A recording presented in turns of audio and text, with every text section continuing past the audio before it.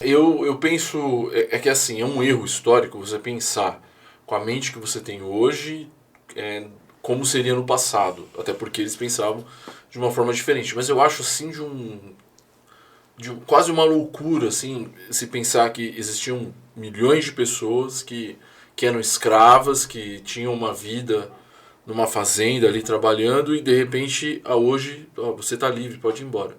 Bora para onde? Fazer o quê? Onde eu vou morar? Sem estudo.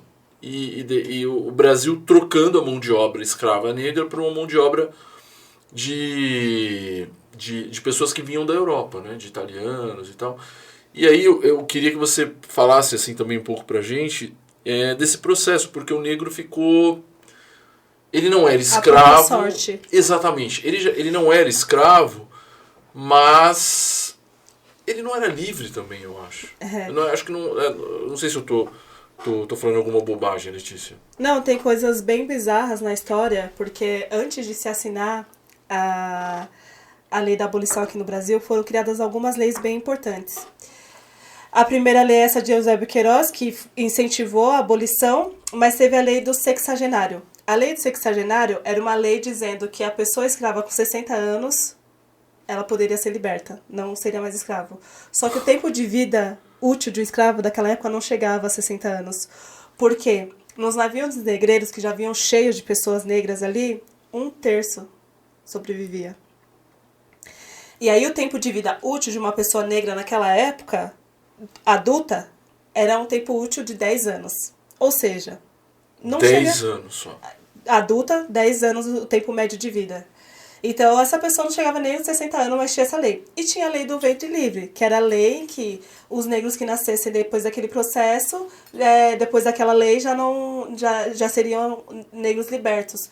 Só que esse processo da abolição, ele é um processo em que você deixa os negros à própria sorte, você não constrói políticas para poder reinserir esses negros. Inclusiva, né? Uma política inclusiva. Não se teve essa política inclusiva, e por mais que tivesse os quilombos ali com muita potência, esses quilombos não supriam todas as necessidades que a escravidão gerou.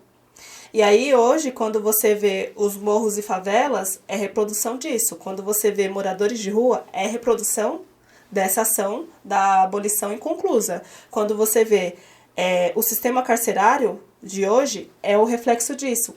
Toda essa ação de 88, que poderia ser revertida para uma ação de reinserir os negros na sociedade, hoje você vê os índices de desigualdade, é reflexo dessa falta Violência.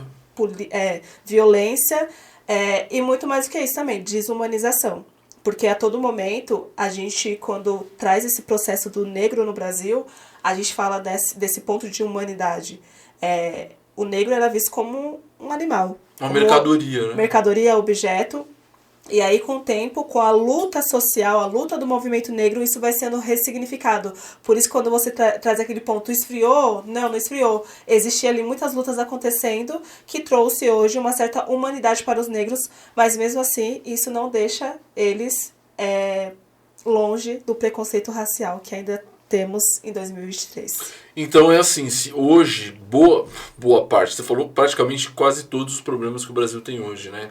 A quantidade de uma população pobre, sem acesso à educação, sem acesso a coisas básicas, né? Saúde, segurança.